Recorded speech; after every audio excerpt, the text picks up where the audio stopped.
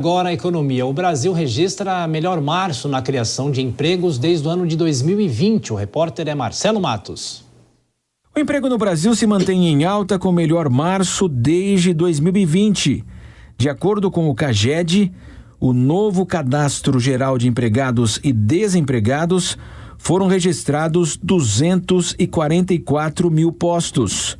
O resultado levou o ministro do Trabalho e Emprego, Luiz Marinho, a classificar de aberração a preocupação com a inflação no país, porque está sob controle e preço dos alimentos se resolve.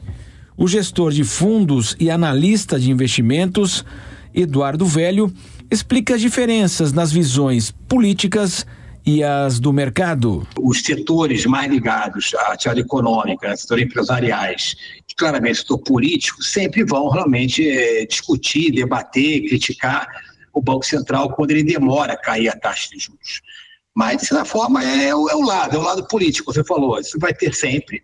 Agora, eu acho que o grande risco hoje, a grande ponto aí de inflexão, grande certeza que há no mercado financeiro, de forma geral, entre investidores domésticos e nacionais, é a própria troca, ou seja, a própria mudança plena da diretoria do Banco Central, que vai ocorrer a partir do dia 1º de janeiro de 2025. No acumulado do ano, houve a criação de 719 mil vagas com carteira assinada nos 5 grandes grupos econômicos.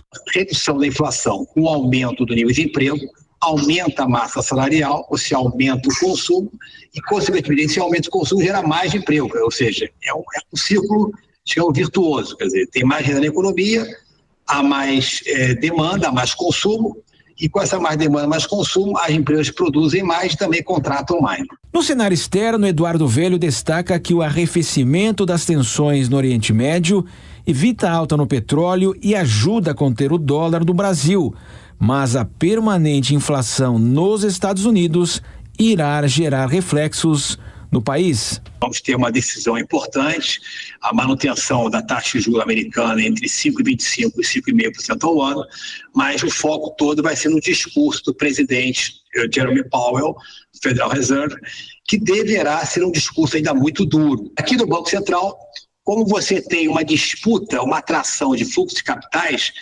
quando você reduz a chance do Banco Central americano de cair a taxa de juros, você também tira o espaço também de queda maior da taxa de juros aqui no Brasil.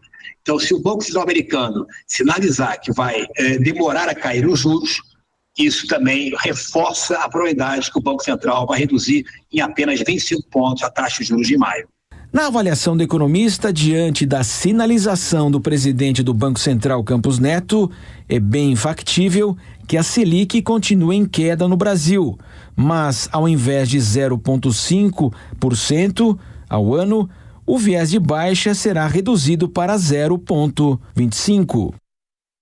Mas se o CAGED viu o copo meio cheio, o IBGE viu o copo meio vazio.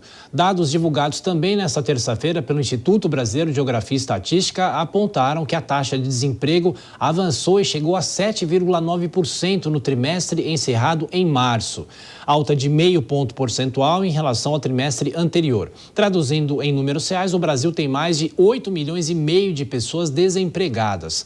A coordenadora da pesquisa do IBGE explicou que o primeiro trimestre de cada ano é caracterizado por perda de ocupação. Também ressaltou que o número de brasileiros em busca de trabalho, a chamada população desocupada, cresceu.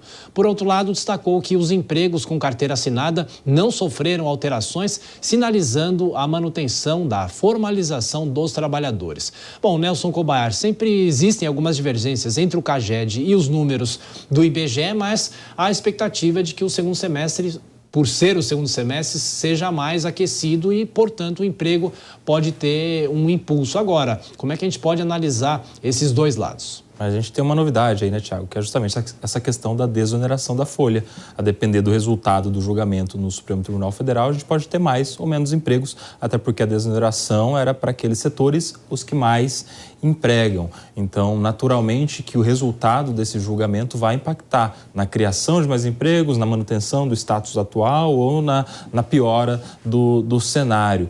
E aí pode ser pelo IBGE ou pelo CAGED, tanto faz. Eu acho que se o julgamento for no sentido de acolher a ação do governo, vai piorar a situação do desemprego e isso vai ser de qualquer fonte de dados, seja do CAGED, seja do IBGE.